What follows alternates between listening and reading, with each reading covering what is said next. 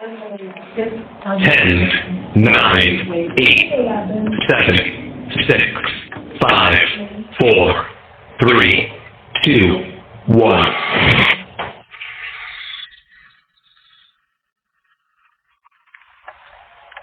Welcome back to Domestic Domes, a podcast where we break down real stories and ask the hard questions.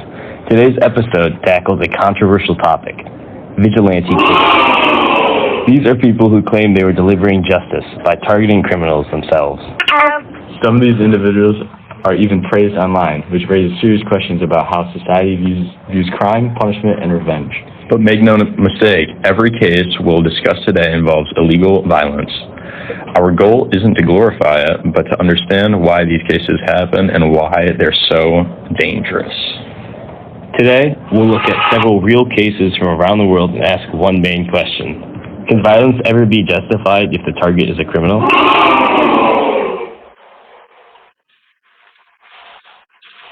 Let's start simple. What exactly is vigilante justice? Vigilante justice happens when individuals take punishment into their own hands instead of relying on the legal system. It usually comes from anger, fear, and frustration, especially when people feel the system has failed. The problem is that once individuals decide who deserves punishment, there is no oversight, no trials, no due process. And that's where things get dangerous. Because feelings and facts aren't the same thing. One of the most famous examples is Pedro Rodriguez Filho, also known as Pedrano Matador. He was a Brazilian serial killer who claimed to target criminals, including gang members and other inmates, killing over 100 in total, claiming it was only because they deserved it.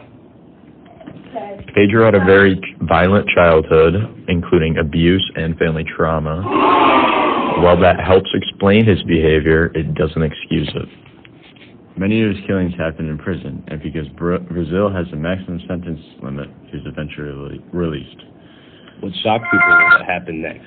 He became a public figure online, talking about crime and warning others not to follow his path. Which caused a lot of backlash. Some people saw him as a symbol of justice, while others saw a serial killer being given attention. Given his public image and bloody past, it's no surprise that in 2023, he would be murdered in an act of revenge, supposedly. And that reaction alone shows how divided people are on the topic of justice. Let's shift to the United States. In 2016, Jason Vukovic, often called the Alaskan Avenger, carried out attacks against registered sex offenders using a hammer to inflict more pain on their victims. Vukovic said he was motivated by childhood trauma and anger of being sexually assaulted as a child. He targeted people listed on the public registry, believing he was protecting others. But the court made something very clear. Personal trauma does not justify violence. He was convicted and sentenced to decades in prison. Prosecutors emphasized that his actions were planned and he could have harmed innocent people. This case really highlights the danger of mistakes. Just because someone is on a list doesn't mean violence against them is legal or moral. Another disturbing case is Robert Maudsley, aka Hannibal the Cannibal. Born in the UK, he killed a man who sexually abused a child, leading him to be sent to jail after turning himself in. There, he would kill other inmates, mostly child abusers, but also others convicted of heinous crimes. Similarly to Jason Vukovic, he had an abusive childhood. He would be moved into state care, but the abuse continued. Psychologists stated that the extreme trauma he experienced as a child led to a violent vigilante mindset later in life. After multiple killings in custody, Maudsley was placed in extreme solitary confinement. It was a specially built glass box that Maudsley described as a prison within a prison. It raises another ethical question: punishment versus human rights. Exactly. Even someone who commits terrible crimes still has legal rights. His case is often discussed not just for his actions, but for how the justice system responded. We have 2 more cases showing how dangerous vigilante thinking can be when mixed with power or media. Manuel Pardo Jr. was a police officer who had become upset with the justice system's apparent failure to deal with drug dealers. He murdered suspected drug dealers while claiming to clean up the streets. He would shoot suspected drug dealers and stage the scene to look like gang-related killings.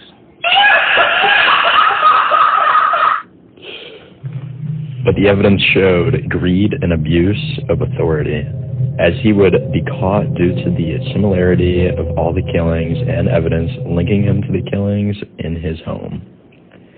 That's especially frightening because law enforcement is supposed to protect the public, not decide who lives or dies. Then there's Mark Twitchell, who was inspired by the TV show Dexter. He used online dating websites to lure men and murder them once they arrived. He wasn't targeting criminals, he was chasing a fantasy. When police investigated his home, they found a blood-stained garage with several fake dating profiles. They also found a document titled SK Confessions, in which he described and explained his murders in detail.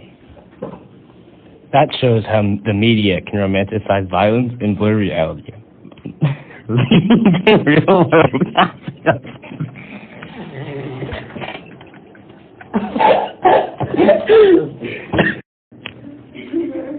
So why do some people still defend these individuals and label their actions as justified?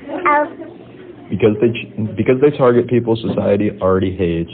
It feels emotionally satisfying to some, but emotional satisfaction is not justice.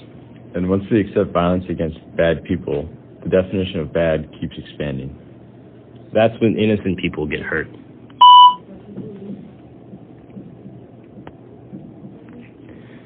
Every case we discussed today has one thing in common. The justice system rejected vigilante violence. Because justice without rules isn't justice, it's chaos. These stories show how trauma, anger, and frustration can turn into something destructive when people take the law into their own hands. So the takeaway is this. Feeling that the system is broken doesn't give anyone the right to become judge, jury, and executioner. Thanks for listening to Behind the Headlines. If this episode made you think, that's the point. We'll see you next time. Our sources were for Jason Vukovich, a Alaska news source titled "Anchorage Man who attacked sex offenders loses appeal that PTSD factored into his crimes." For Mark Twitchell, we had 2. A CBS News article titled "The Dexter Killer" and another CBS News article titled "The Dexter Killer Inside the Mind of a Murderer." For Pedro Rodriguez Filho, we had a Le Monde article titled "Brazil's Biggest Serial Killer Dies in a Shootout." For Manuel Pardo Jr., we used Wikipedia. And for Robert Maudsley, we used a The Guardian article titled "The Caged Misery of Britain's Hannibal the Cannibal." Bloopers.